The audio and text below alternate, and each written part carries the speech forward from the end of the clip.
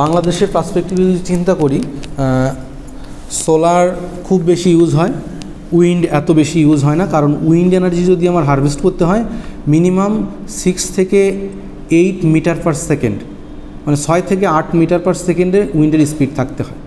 তা আমাদের যে কোস্টাল এরিয়াগুলো আছে, কোস্টাল এরিয়াগুলোতে মোটামুটিভাবে পাওয়া যায়, তো ঢাকা সিটির মতো জায়গায় তো এটা হবে না। এটা সন্দ্বীপে হতে পারে, এটা কক্সবাজারে হতে পারে, এটা খুলনার ওই কোস্টাল এরিয়াতে হতে পারে, তাই না, চট্টগ্রামের এরিয়াতে হতে পারে, মানে কোস্টাল যে সাইডগুলো আছে সেইখানে। সো আমাদের উইন্ড এনার্জির অ্যাভেলেবিলিটি খুব বেশি ভালো না, কিন্তু আমরা আমাদের পড়ালেখার সাথে সব নলেজই নিয়ে রাখবো। সো আমাদের এখন থাকবে মেইন পার্ট, এখন থাকবে আমাদের স্টোরেজ সিস্টেম। মানে আমি সোলার এনার্জি তো জেনারেট করছি, কিন্তু যদি এমন হয় যে আমার দিনে অনেক এনার্জি আছে কিন্তু রাত্রে লোড চলবে না, তাহলে তো হবে না। তাহলে এক্সেস যে এনার্জিগুলো থাকে সেই এনার্জিটা যদি আমি কোথাও স্টোর করে রাখতে পারি, তাহলে সেটা দিয়ে কিন্তু আমি রাত্রেবেলা চালাইতে পারি। স্টোরেজ সিস্টেম অনেক ধরনের হতে পারে, শুধু যে ব্যাটারি হবে নট নেসেসারিলি, ওয়াটার হতে পারে স্টোরেজ সিস্টেম, আমি ওয়াটার ফ্রি হুইল হতে পারে, হ্যাঁ, হাইড্রোজেন হতে পারে স্টোরেজ সিস্টেম, হাইড্রোজেন দিয়ে আমি স্টোরেজ সিস্টেম বানাতে পারি। সাপোজ মনে করো ব্যাটারি বাদে আমি ওয়াটারের যদি ইয়েটা বলি, মনে করো আমার সারাদিনে 100 অ্যাম্পিয়ার আওয়ারের ডিমান্ড ছিল, 100 অ্যাম্পিয়ার আওয়ার আমার লাগতো। তা আমি যে সোলারটা ইনস্টল করেছি সেটা 200 অ্যাম্পিয়ার আওয়ার দিচ্ছে, তাহলে এই এক্সেস 100 অ্যাম্পিয়ার আওয়ার এটা তো নষ্ট করে লাভ নেই আমার। এটাকে যদি কোনোভাবে স্টোর করতে পারি, তাহলে আমি যেটা করব, পানির কথা বলছি, আমি যেটা করবো, একটা ড্যাম থাকবে, আমার বড় একটা ড্যাম থাকবে, হ্যাঁ, ওই এক্সেস এনার্জিটা দিয়ে আমি পানিটাকে উপরে তুলে রাখবো, এটা কিন্তু বাল্ক অ্যামাউন্টের এনার্জির জন্য, ছোটোখাটো কোনো প্রজেক্টে এটা হবে না, এটা অনেক বড় প্রজেক্টের জন্য। সো সেটা দিয়ে হচ্ছে আমি পানিটাকে তুলে রাখবো। সো রাত্রেবেলা যখন সূর্য থাকবে না, পানিটা আস্তে আস্তে ছাড়বো, আমি এনার্জিটা পাবো। অথবা আমি সোডিয়াম ক্লোরাইডের ব্যাটারি হতে পারে, ওয়াটার পানিটাকে গরম করে রাখা, সোডিয়াম ক্লোরাইড পানিটাকে গরম করে রাখা, সেই পানিটাকে ইউজ করা। আবার এমন হতে পারে ফ্রি হুইল কেমন, যে আমি যে এনার্জিটা পাবো সেই এনার্জি দিয়ে হুইল ঘোরাবো, এক ধরনের বড় চাকা থাকবে, সেই চাকার ফ্রিকশন লস খুব কম, আমি যদি একবার ঘুরাই দেই ও সারাদিন ঘুরতেই থাকবে। ফ্রি হুইলের এই সিস্টেমটাও আছে। সো এই ধরনের অনেক ধরনের এনার্জি সিস্টেম আছে, সব ধরনের এনার্জি সিস্টেম নিয়ে আমরা কথা বলবো। অথবা হতে পারে এমন হতে পারে যে আমি যে দিনের বেলায় বেশি এনার্জি প্রোডাকশান হচ্ছিল, সেটা দিয়ে আমি হাইড্রোজেন প্রোডাকশান করে রাখবো। কীভাবে? ইলেকট্রিসিটি দিয়ে আমি পানির ভিতরে দিব, পানির ভিতরে দিয়ে ইলেকট্রোলাইসিস হলে হাইড্রোজেন, পানি থেকে অক্সিজেন এবং হাইড্রোজেন আলাদা হয়ে যাবে, আমি হাইড্রোজেনকে ধরে রাখবো, হাইড্রোজেন ধরে রাখলাম। এখন হাইড্রোজেনকে তো এনার্জি হিসেবে ইউজ করা যাবে, হাইড্রোজেনকে যদি আমি ফুয়েল সেলের ভিতর দিয়ে পাঠাই, তাহলে সেখানে এক ধরনের রিয়াকশান হয়ে ইলেকট্রিসিটি জেনারেট হয় এবং পানি জেনারেট হয়। এই ফুয়েল সেল নিয়ে আমরা পড়ব। টেসলার গাড়িগুলো দেখবো হাইড্রোজেন দিয়ে এখন চালানোর চেষ্টা করতেছে। হাইড্রোজেন খুব ভালো এনার্জি সোর্স হতে পারে পৃথিবীর জন্য এখন, কারণ হাইড্রোজেনের অ্যাভেলেবিলিটি খুব ভালো, সব জায়গায় হাইড্রোজেন আছে, পানিতে তো হাইড্রোজেনের অভাব নেই। সো যদি এমন হয় অদূর ভবিষ্যতে যখন আমাদের এই যেগুলো বলে ন্যাচারাল যে জিনিসগুলো আছে, গ্যাস, কোল, পেট্রোলিয়ামের যে জিনিসপত্র আছে, এগুলো যদি ফুরায় যায়, সেক্ষেত্রে তখন আমরা চেষ্টা করব রিনিউয়েবল এনার্জি থেকে কীভাবে হাইড্রোজেন প্রোডাকশান করা যায়। হাইড্রোজেন প্রোডাকশান কিন্তু করতেছে অনেকেই, আমিও একসময় হাইড্রোজেন প্রোডাকশানের সঙ্গে জড়িত ছিলাম। এটা এতটাই অ্যাক্টিভ, যদি কোনো কারণে একটু হাইড্রোজেন লিক হয়ে যায়, ব্লাস্ট হয়। হাইড্রোজেন বোমার নাম শুনেছ? মানে যদি কোনো কারণে একটু লিক হতে থাকে হাইড্রোজেন, একটা রিয়াকশান ঘটবে, তারপর ব্লাস্ট হয়ে যাবে, ধাম করে আগুন ধরে যাবে, অনেক অ্যাক্টিভ। মানে বাতাসের সংস্পর্শে আসার সঙ্গে সঙ্গে সে রিয়াকশানটা করে ফেলে। হাইড্রোজেনের প্রোডাকশানের সবথেকে বড় বাধা হচ্ছে hydrogen storage tank. Hydrogen storage tank বানানো খুবই টাফ, সো টাফ। হাইড্রোজেনকে যদি তুমি মনে করো গ্যাসের মতো অত কম্প্রেস করা যায় না, যদি বেশি কম্প্রেস করে ফেলি তার ভিতরে এনার্জির পরিমাণ বেশি হয়ে যায়, সো সেটা ফেটে যাওয়ার সম্ভাবনা খুব বেশি থাকে। আমাদের নর্মালি একটা সিলিন্ডার মনে করো 12.5 লিটার বা 13 লিটারের একটা গ্যাস সিলিন্ডার আছে, সেখানে 12.5 লিটার 13 লিটার তুমি হাইড্রোজেন রাখতে পারবে না, কোনো দিনও সম্ভব না। তার জন্য বড় এরিয়া দরকার। বড় এরিয়া রাখতে গেলে কি অসুবিধা, একটা গাড়িতে যদি হাইড্রোজেন স্টোর করতে হয়, তাহলে ট্যাঙ্ক যদি বড় হয়, গাড়ি রাখবো কোথায়? এখন বেসিক্যালি কাজ হচ্ছে কিভাবে হাইড্রোজেন স্টোরেজ সিস্টেমটাকে আরও কম্প্রেসড করা যায়, কীভাবে ছোট করা যায়। যদি ছোট করা যায় তাহলে এর থেকে ভালো ফুয়েল বা এর থেকে পোটেনশিয়াল ফুয়েল এখন আর বর্তমান জগতে নেই। হাইড্রোজেন প্রোডাকশানের ক্ষেত্রে পরিবেশের কোনো প্রোডাকশান নেই, কারণ হাইড্রোজেন যে এনার্জি ইউজ করব সেখানে ইলেকট্রিসিটি এবং পানি জেনারেট হয়, কোনো কার্বন ডাইঅক্সাইড জেনারেট হয় না। এটা রিনিউয়েবল এনার্জির একটা সোর্স, একদম রিনিউয়েবল এনার্জি। হিউজ হাইড্রোজেন আছে, হাইড্রোজেন দিয়ে আমি এটা ফুয়েল সেল বলে, ফুয়েল সেল আমি পড়াবো। ফুয়েল সেলের ভিতরে এক ধরনের মেকানিজম দেয়া থাকে, এটা ব্যাটারির মতোই। আমি এপাশ দিয়ে হাইড্রোজেন যদি দেই, ওপাশ দিয়ে আমার ইলেকট্রিসিটি জেনারেট হয়ে লোডে যায়, আর ওপাশ দিয়ে পানি বের হয়। সুন্দর সিস্টেম না? আমি খাবার পানি, একদম পিওর খাবার পানি পেতে পারি, পিওর খাবার পানি পেতে পারি, সাথে সাথে ইলেকট্রিসিটিও পেতে পারি। আমরা হাইড্রোজেন ফুয়েল সেল নিয়ে আলোচনা করব।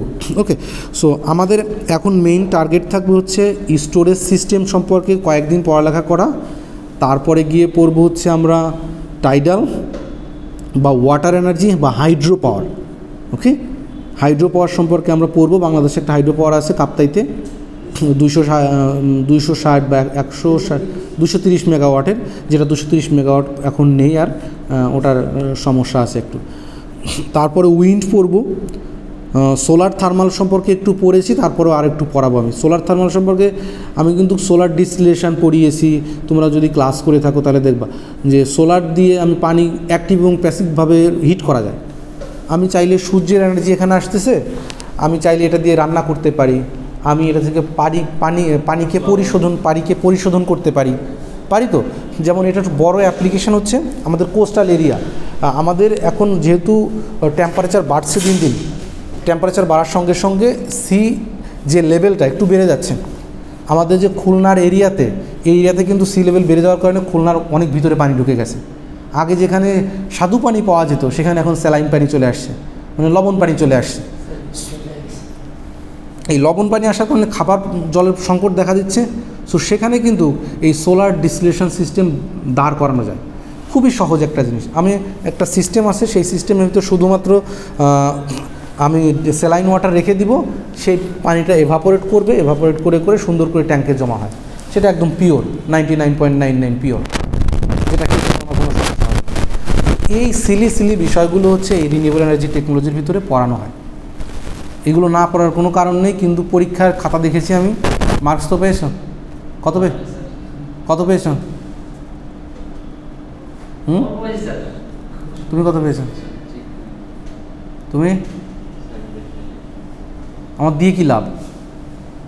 আমার পরীক্ষার মার্কস দিয়ে লাভ আছে? লাভ তো নেই, কেউই দেখো না। আচ্ছা, তাহলে আমরা একটু স্টোরেজ সিস্টেম নিয়ে একটু কথা বলি, যেহেতু আজকে ফার্স্ট ক্লাস। অন্যদের কিন্তু এখন কিন্তু খুব পুরোদমে ক্লাস হবে, একদম পুরোদমে ক্লাস হবে এবং খুব দ্রুত আগাবে। পরীক্ষার 2 মাস 2.5 মাস সময় আছে, এর ভিতরে আমার পুরো সিলেবাসটা কভার করতে হবে। রোজার ভিতরে শুরু হবে পরীক্ষা, রোজার ভিতরে শুরু। আমি এটা এখনও ওইভাবে রুটিন করি নাই, রুটিন করলে বলতে পারবো যে মার্চে শুরু হবে, এটা ফর শিওর। ঠিক আছে, সো আমাদের ঢিলেমি করার আর সময় নেই, নিয়মিত ক্লাসে আসো। আর ক্লাসে না আসলে ওই রকমই রেজাল্ট হয়। মোটামুটি 26-27 পেয়েছে অনেকে।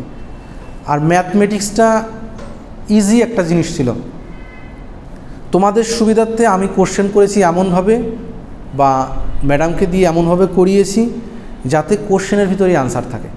বড় বড় কোশ্চেন দিয়েছি, ওর ভিতরেই আনসারটা লেখা আছে। যে একটু পড়ালেখা করছে তার জন্য কোশ্চেনের আনসারে কোনো সমস্যা হওয়ার কথা না। ওকে, কিটা? ও আচ্ছা, এখন আসো স্টোরেজ সিস্টেম নিয়ে আমরা একটু কথা বলি। আমাদের পিভি সিস্টেম মোটামুটিভাবে দিনের বেলাতে আমি normally standard PV system without battery চালাইতে পারি। যে একটা ব্যাটারি ছাড়াও যদি আমি একটা সোলার প্যানেল এবং লোড লাগাই তাহলে সেটা চলবে, কোনো সমস্যা নেই, উইদাউট এনি ইন্টারাপশান। যদি মনে করো যে সানের অবস্থা খুব খারাপ না থাকে, ভোল্টেজটা যদি খুব বেশি ড্রপ না করে, তাহলে মোটামুটিভাবে চলবে। কিন্তু ভোল্টেজের ফ্লাকচুয়েশনটা থাকবে, যেমন হতে পারে 15 ভোল্ট, হতে পারে 17 ভোল্ট, এরকম ফ্লাকচুয়েশনটা করবে। ব্যাটারি থাকলে ফ্লাকচুয়েশনটা অত হয় না। যদি আমার লোডটা ফ্লাকচুয়েশনটা স্যাটিসফাই করে তাহলে কোনো সমস্যা নেই। ওকে, এখন রাত্রেবেলা আমার এনার্জির ডিমান্ড যদি পূরণ করতে হয়, কিছু জিনিস আমার এক্সট্রা অ্যাড করতে হবে স্টোরেজ সিস্টেম। এখন স্টোরেজ সিস্টেম অনেক ধরনের আছেই, সেখানে আমি ব্যবহার করি, খুব বেশি ইউজ হয় লিড অ্যাসিড ব্যাটারি। যদিও লিড অ্যাসিড ব্যাটারির বড় অসুবিধা হলো এটা খুব ভারী, যে পরিমাণ এনার্জি দেয় অন্য যে কোনো ব্যাটারির তুলনায় লিড অ্যাসিড ব্যাটারি যে ধরনের এনার্জি দেয় তার তুলনায় তার ওয়েটটা অনেক বেশি। একটা 100 অ্যাম্পিয়ার আওয়ারের ব্যাটারি তোমার একা উঁচা করতে বাবা খুবই খবর হয়ে যাবে, অনেক ভার। আর যদি সেটা 200 অ্যাম্পিয়ার আওয়ার হয় তোমার একার পক্ষে সম্ভবই না, কারণ এটা লেড তো পুরো সীসা হচ্ছে অনেক ভারী, ঠিক আছে। আর এর ভিতরে আরও পানি ইলেকট্রোলাইট অ্যাড করা থাকে। সো আমরা এই লিড অ্যাসিড ব্যাটারি নিয়ে আলোচনা করব খুব বেশি। আমরা কিন্তু চাইলে লিথিয়াম আয়ন ব্যাটারিও আমি বলতে পারতাম, যেখানে ওয়েট টু এনার্জি রেশিও, কি বলছি, ওয়েট টু এনার্জি রেশিও, অর্থাৎ যে পরিমাণ ওয়েট তার থেকে বেশি পরিমাণ এনার্জি দিতে পারে compare to lead acid battery. একটা লিথিয়াম আয়ন ব্যাটারি যদি 100 অ্যাম্পিয়ার আওয়ারের ব্যাটারি নেই, এর কস্ট অনেক বেশি পড়বে, কিন্তু লিড অ্যাসিড ব্যাটারির তুলনায় এটার ওজন অনেক কম হবে, কিন্তু এর কস্ট লিড অ্যাসিড থেকে অনেক বেশি। আমি খুব গরিব মানুষ, আমি ওই 100 অ্যাম্পিয়ার আওয়ারের লিথিয়াম আয়ন ব্যাটারি সাপোর্ট করতে পারবো না, ঠিক আছে।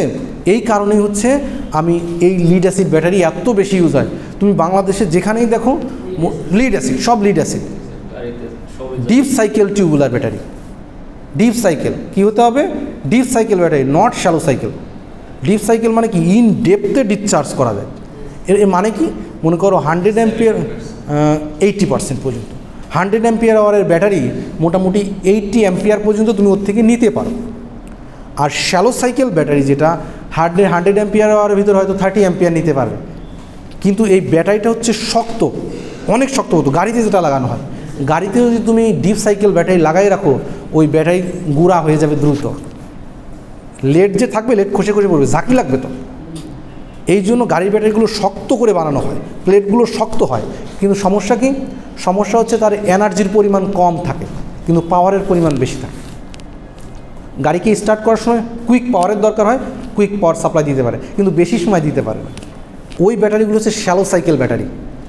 কিন্তু আমার এই সোলারের ক্ষেত্রে কখনও শ্যালো সাইকেল ব্যাটারি ইউজ করা হয় না, সব সময় হচ্ছে আমার হচ্ছে deep cycle battery. Deep cycle, depth of discharge, DOD 80% বলাই থাকে। সোলারের ব্যাটারি আলাদা, সোলারের ব্যাটারি বাজারে মার্কেটে কিসের ব্যাটারি দরকার, ডিপ সাইকেল বলারও দরকার নেই, সোলারের ব্যাটারি দেন ভাই।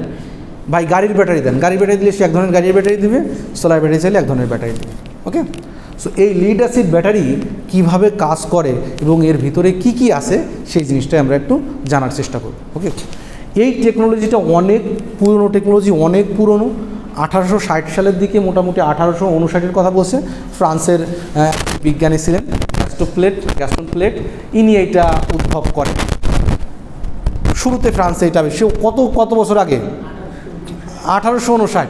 সেই টেকনোলজি এখনও চলছে, তার মানে বুঝতে হবে যে হ্যাঁ সেই টেকনোলজি এখনও চলছে।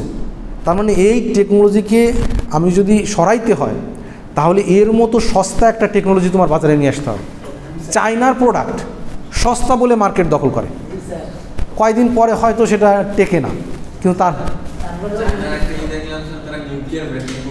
করতেছে, সেটা নিয়ে অনেক রিসার্চ হচ্ছে বাবা, ওইটা নিয়ে এখনই আমরা কথা না বলে আমিও দেখেছি। কিন্তু একদিন চার্জ করলে সেটা বহু বছর চলে যেতে পারে নিউক্লিয়ার ব্যাটারি। কিন্তু তুমি তো জানো নিউক্লিয়ার এনার্জির কী ব্যাড ইফেক্ট আছে। এর যে আলফা বেটা যে গামা এগুলো আসে আমার বডির ভিতর দিয়ে, যেখান দিয়ে যাবে সেখানে ক্যান্সারের সেল প্রোডাকশান হয়ে যাবে। সো আমি চাই না আমার ভিতর দিয়ে রেডিয়েশনটা যাক। সো যত সময় না পর্যন্ত ওই স্যাটিসফ্যাকশানটা আসবে যে এটা হিউম্যান লাইফের জন্য সেফ, তত সময় পর্যন্ত ওদের মার্কেটে আনবে না, কখনোই আনবে না। এই স্ট্যান্ডার্ড আছে, আইএসও স্ট্যান্ডার্ড আছে, সেই স্ট্যান্ডার্ড পর্যন্ত পৌঁছাতে হবে তাকে, না হলে হবে না। ওকে, এই লিড অ্যাসিড ব্যাটারিতে কি কি পাওয়া যায় সেটা আমরা একটু দেখি। ওকে, আর ব্যাটারির ক্ষেত্রে সবসময় ব্যাটারির এককটাকে বলা হয় অ্যাম্পিয়ার আওয়ার দিয়ে হিসাব করা হয়। সবসময় ব্যাটারিটাকে অ্যাম্পিয়ার আওয়ার, কখনো ওয়াটে হিসাব করা হয় না। ব্যাটারিটাকে হিসাব করা হয় হচ্ছে অ্যাম্পিয়ার আওয়ার। হতে পারে সেটা 100 অ্যাম্পিয়ার আওয়ার, হতে পারে 30 অ্যাম্পিয়ার আওয়ার, হতে পারে 6 অ্যাম্পিয়ার আওয়ার, কখনো ওয়াটে হিসাব করা হয় না। স্যার ওয়াটে হিসাব করলে কি অসুবিধা হতো? ওয়াটে হিসাব করলে অ্যাকচুয়ালি এর ভিতরে কি পরিমাণ চার্জ সঞ্চিত আছে সেটা আমি বের করতে পারি না, সেটা আমি বলতে পারি না। এই জন্য ডিরেক্টলি অ্যাম্পিয়ার আওয়ার দেওয়া হয়েছে যাতে এতে কী পরিমাণ চার্জ আছে সেটা একবারে দেখা যায়। যদি ওয়াটে থাকে সেটাকে আবার ব্যাটারি ভোল্টেজ দিয়ে ভাগ করে আমার সেই কী পরিমাণ চার্জ আছে সেটা বের করতে হয়, ঠিক আছে। এবং ব্যাটারির ক্ষেত্রে সবসময় বলা থাকবে অ্যাট দ্য রেট, এটা হতে পারে 5 আওয়ার, হতে পারে 10 আওয়ার। বলছে এই কথাটার মানে হচ্ছে একটা 100 অ্যাম্পিয়ার আওয়ারের ব্যাটারি 10 ঘন্টায় চার্জ করতে হবে, 10 ঘন্টায় ডিসচার্জ করতে হবে। এর থেকে ফাস্ট করা যাবে না, এর থেকে বেশি করো সমস্যা নেই, হতে পারে সেটা 5 অ্যাম্পিয়ার আওয়ার, 5 আওয়ার। মানে এই লিড অ্যাসিড ব্যাটারির বড় অসুবিধা হচ্ছে এটাকে তুমি চাইলেই ইচ্ছামতো 1 ঘন্টায় ডিসচার্জ করে ফেলতে পারবে না, এটাকে চাইলেই তুমি ইচ্ছামতো 2 ঘন্টায় ডিসচার্জ করতে পারবে না। এর গায়ে বডি রেটিং দেয়া থাকবে, এটা কয় ঘন্টায় চার্জ করা যাবে, কয় ঘন্টায় ডিসচার্জ করা যাবে। অ্যাট দ্য রেট 10 আওয়ার মানে হচ্ছে 100কে 10 দিয়ে ভাগ করলে 10 অ্যাম্পিয়ার হয়, 100কে 10 দিয়ে ভাগ করলে 10 অ্যাম্পিয়ার হবে। অর্থাৎ এই ব্যাটারিটাকে তুমি সর্বোচ্চ 10 অ্যাম্পিয়ার দিয়ে চার্জ করতে পারো, সর্বোচ্চ। তোমার যে চার্জার থাকবে সেই চার্জারটা যেন 10 অ্যাম্পিয়ারের বেশি অবশ্যই না দেয়। ব্যাটারির ক্ষেত্রে বড় চ্যালেঞ্জ হচ্ছে রেকটিফায়ার দিতে আমি ডিসি করি, রেকটিফায়ার দিয়ে তো ডিসি করি, কিন্তু কারেন্টকে তো লিমিট করতে হবে, না হলে তো সে 10 অ্যাম্পিয়ার থেকে 20 অ্যাম্পিয়ারও নিবে, কারণ ব্যাটারির ইন্টারনাল রেজিস্ট্যান্স খুবই কম, ব্যাটারির ইন্টারনাল রেজিস্ট্যান্স খুবই কম। যেহেতু রেজিস্ট্যান্স কম, কারেন্টটা ওই রেজিস্ট্যান্সের অনুপাতেই নিয়ে নেবে। সেইটাকে রেজিস্ট করার জন্য আমরা একটা চার্জিং এক্সট্রা সার্কিট ব্যবহার করি, যে সার্কিটটা কারেন্টটাকে লিমিট করে। আমার ব্যাটারির রেটিংয়ের উপর বলে দেওয়া থাকে এই পরিমাণ হবে রেটিংটা, আমার চার্জারের গায়ে লেখা আছে কিন্তু যে 1 অ্যাম্পিয়ার, 5 ভোল্ট 1 অ্যাম্পিয়ার, 5 ভোল্ট 1 অ্যাম্পিয়ারই ম্যাক্সিমাম, 5 ভোল্ট 2 অ্যাম্পিয়ার দিয়ে ওকে চার্জ করতে পারবে না, ঝামেলা আছে, ঠিক আছে।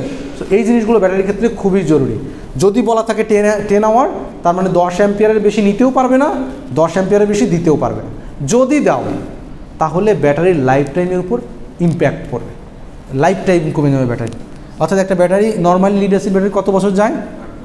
8 বছর, আমি ধরে নেই 8 বছর পর্যন্ত এর চলবে ম্যাক্সিমাম।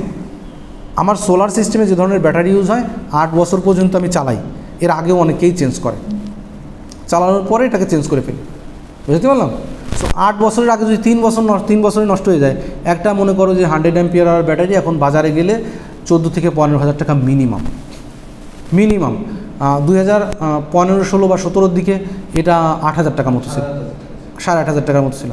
তা এখন এটা প্রায় ডাবল হয়ে গেছে। সো একটা ব্যাটারি 3 বছরে নষ্ট হয়ে যাওয়া মানে কি সিস্টেমের যে কস্টটা, রানিং কস্টটা অনেক বেড়ে যাবে। সেক্ষেত্রে এনার্জি যে নিচ্ছি সেই এনার্জির কস্টটাও তো বেড়ে যাবে। এই কথাগুলো চিন্তা করে আমার এই চার্জারটা খুব সুন্দর করে ডিজাইন করা হয়। ওকে, এইখানে এই কথাগুলো একটু বলা আছে। আচ্ছা, এখন এই লিড অ্যাসিড ব্যাটারির ভিতরে কী কী পার্টস আছে? এর ভিতরে তেমন কিছুই নাই। তুমি লিড অ্যাসিড ব্যাটারি তুমি চোখ বুঝে বানাইতে পারবে একটা ব্যাটারি, যদি এই জিনিসগুলো তোমার কাছে থাকে। তুমি দেখবা পাকিস্তানিরা কীভাবে ভিডিও লিড অ্যাসিড দেখেছো? পাকিস্তানিরা এই মার্কেটে বেশ, আমি দেখেছি ওদের এগুলো, ওদের ব্যাটারি কোম্পানিগুলো, কিন্তু ওদের সেফটিটাও এত ভালোভাবে ওরা করেন, অস্বাস্থ্যকর পরিবেশে ভালো দেখেছেন, তবে আছে মোটামুটি খারাপ না। হ্যাঁ, এখানে কি কি থাকে? আমার 2টা প্লেট থাকবে লিড অ্যাসিড ব্যাটারির ভিতরে, 2টা প্লেট থাকবে। ওকে, সো এখানে একটা পজিটিভ প্লেট মনে করো সাপোর্ট,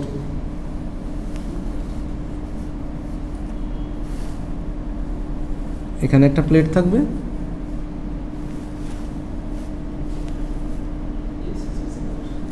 এখানে একটা প্লেট থাকবে, এটাকে বলি পজিটিভ, এটাকে বলি নেগেটিভ প্লেট। ওকে, 2টা প্লেট থাকবে। ওখানে বলা হচ্ছে কি আছে, পজিটিভ অ্যান্ড নেগেটিভ প্লেটস, 2টা প্লেট আছে। এই প্লেটগুলো কি দিয়ে তৈরি থাকে? পজিটিভ প্লেটটা হচ্ছে লেড দিয়ে তৈরি, পজিটিভ প্লেটটা হচ্ছে লেড দিয়ে তৈরি, নেগেটিভ প্লেটটা হচ্ছে লেড অক্সাইড দিয়ে তৈরি। এটা হচ্ছে লেড আর এটা হচ্ছে লেড অক্সাইড দিয়ে তৈরি, বোঝা গেল? তুমি এই ভারী লেড মানে হচ্ছে সীসা দিয়ে তৈরি। ওকে, সীসা এবং সীসার অক্সাইড দিয়ে তৈরি, ডান। আচ্ছা, এরপরে কি আছে? সেপারেটর। ব্যাটারি যদি কখনো খুলে থাকো, ব্যাটারি একটার ভিতরে আর একটা এরকম ঢোকানো থাকে। হ্যাঁ, পজিটিভ প্লেট এবং নেগেটিভ প্লেট এরকম করে ঢোকানো থাকে। যদি এরকম প্লেটগুলো আমার চওড়া হতো, প্লেটগুলো এরকম করে ঢোকানো থাকে। তো যদি ঢোকানো থাকে, তাহলে যদি পজিটিভ নেগেটিভ প্লেট শর্ট হয়ে যায় তাহলে তো সমস্যা। এই জন্য পজিটিভ নেগেটিভ প্লেটকে আলাদা করে রাখার জন্য এক ধরনের সেপারেটর ব্যবহার করে। এই পজিটিভ নেগেটিভ প্লেটের মাঝে এক ধরনের সেপারেটর থাকবে। সেই সেপারেটরটা এমন হবে, তার বৈশিষ্ট্যটা একটু পরে আলোচনা করব কেমন হবে। ওকে, আচ্ছা। আর কি থাকবে? Lead oxide, lead oxide. Okay, আর কি থাকবে? ইলেকট্রোলাইট থাকবে। ইলেকট্রোলাইট মানে হচ্ছে পানি এবং সালফিউরিক অ্যাসিডের মিশ্রণ। পানি অ্যাসিডের মিশ্রণ থাকবে। আমরা লেড অ্যাসিড ব্যাটারির ক্ষেত্রে কিন্তু মাঝে মধ্যে যদি বয়স হয়ে যায় তাতে অ্যাসিড অ্যাড করি, আবার নিয়মিতভাবে পানিও অ্যাড করি, কারণ এটা ভেন্টেড ব্যাটারি। যখন ব্যাটারি চার্জ হয় তখন গ্যাস প্রোডাকশন হয়ে পানি বের হয়ে যায়, তাই না? তো ইয়ে থাকে, ফাঁকা থাকে, দোকান থেকে বের হয়ে যায়। সো মাঝে মাঝে পানিও অ্যাড করি, আবার বয়স হয়ে গেলে অ্যাসিডও অ্যাড করি, ঠিক আছে? সো এই সালফিউরিক অ্যাসিডের একটা ইয়ে থাকবে, একটা মানে ডুবানো থাকবে। সালফিউরিক অ্যাসিডের ভিতর মনে করো ডুবানো আছে, এই থেকে পুরো প্লেটটা ডুবানো থাকে এবং পানির মিনিমাম ম্যাক্সিমাম লেভেল বলা থাকে। পানির মিনিমাম ম্যাক্সিমাম লেভেল বলা থাকে। ওকে, ইলেকট্রোলাইট গেল। এটা হচ্ছে H2O প্লাস H2SO4, পানি এবং সালফিউরিক অ্যাসিডের জলীয় দ্রবণ, ঠিক আছে? আচ্ছা, এরপরে কি থাকবে? পুরো সিস্টেমটাকে একটা কন্টেনারের ভিতরে বাক্সবন্দি করে ফেলা, আর কিছু নাই। পুরো সিস্টেমটাকে একটা কন্টেনারের ভিতরে বন্দি করে ফেলা।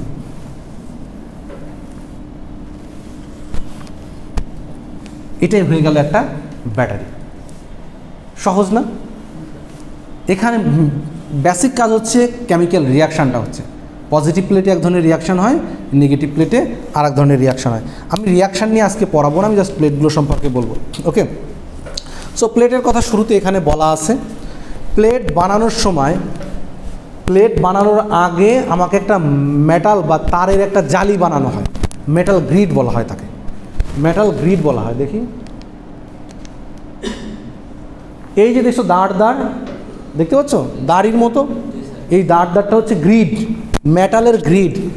ওকে, গ্রিড থাকবে, মেটালের গ্রিড মানে ছোট ছোট ফাঁকা ফাঁকা যুক্ত একটা তারের জালি, মানে গ্রিল দাম যেমন দেখো না, চিকন তারের এটা, অথবা মিড শেপে তুমি দেখছো না, মিড শেপে তারের একটা জালি দেওয়া থাকে না, ওই রকম একটা জালি দেওয়া থাকে, মেটাল গ্রিড।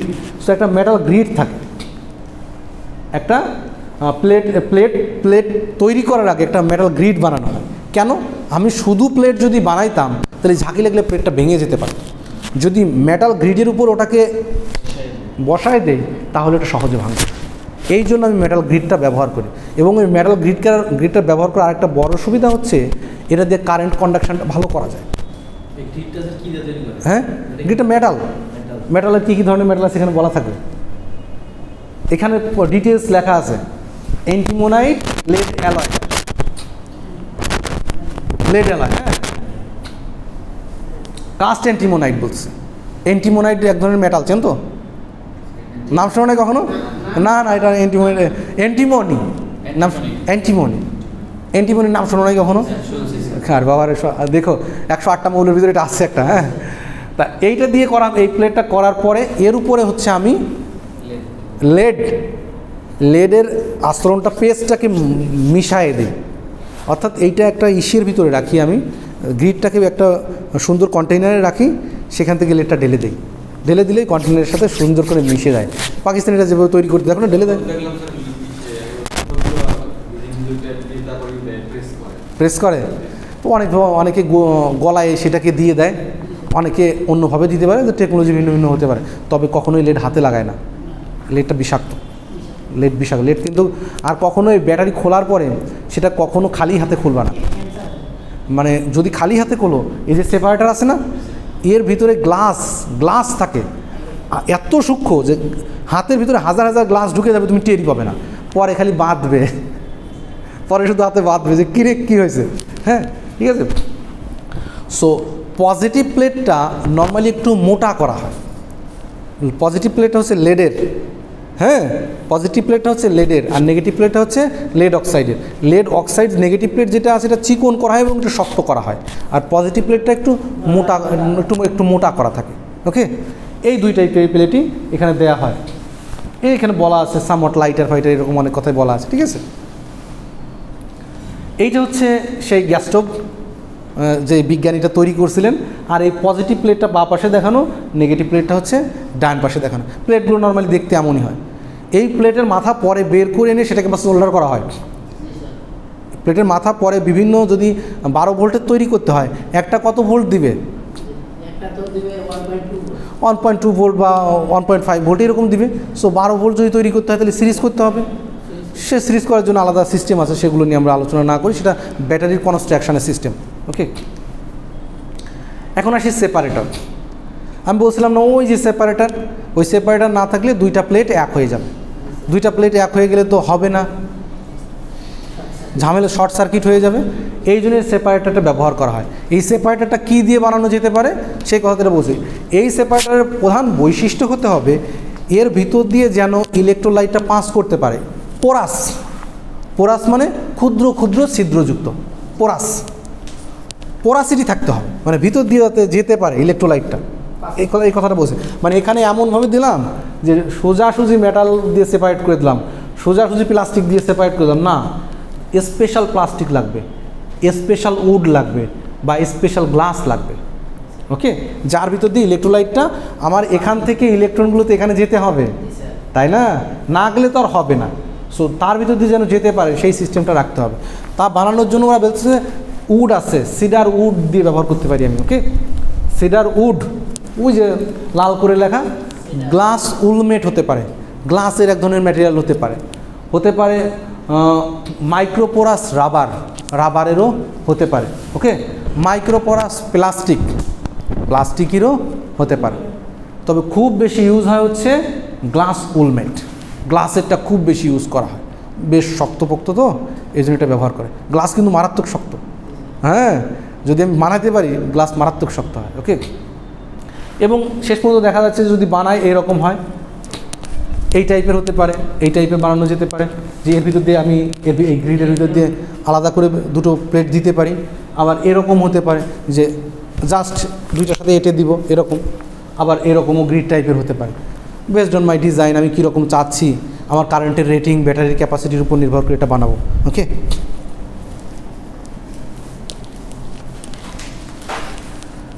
এরপর আসি ইলেকট্রোলাইট। ইলেকট্রোলাইটে কি আছে? ডাইলুয়েট সালফিউরিক অ্যাসিড, মানে সালফিউরিক অ্যাসিড এবং পানির মিশ্রণকে ডাইলুয়েট সালফিউরিক অ্যাসিড বলছে ওরা, লঘু সালফিউরিক অ্যাসিড। ওকে, সো পানি এবং সালফিউরিক অ্যাসিডে 40-60% আমি মিশ্রণ করি, 40-60% মিশ্রণ করে এই মিশ্রণটাকে আমি ওর ভিতরে ঢেলে দিই। কত লিটার দিব তা নির্ভর করবে প্লেটের হাইট, প্লেটের উইথের উপরে নির্ভর করবে। ওকে, হ্যাঁ 40-60। তারপর আসে কন্টেইনার। কন্টেইনার মানে এখন আমার সিস্টেমটা বানানো শেষ, এটাকে তো রাখতে হবে, রাখার জন্য আমি কন্টেইনার ইউজ করি। কন্টেইনারটা খুব শক্তপোক্ত হতে হবে, পড়ে গেল ভেঙে যাবে না। আমি এখান থেকে উঁচু থেকে ফেলে দিই, ব্যাটারি ভাঙবে না, কখনোই ভাঙবে না, কারণ সেখানে ভলকানাইজড রাবার ব্যবহার করা হয়।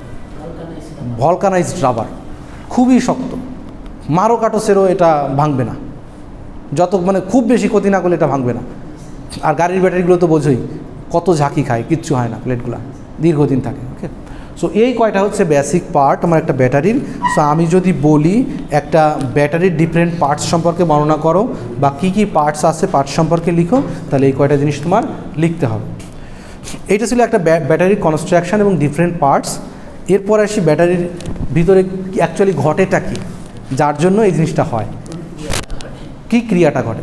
পজিটিভ প্লেটে এক ধরনের ক্রিয়া ঘটে, নেগেটিভ প্লেটে আরেক ধরনের ক্রিয়া ঘটে। এটা আমি আগামী ক্লাসে দেখাবো। ওকে, ডান। আর বিসেট পরীক্ষা 11টা থেকে, তোমাদের কটা থেকে বন্ধ করে দেওয়া। বিসেট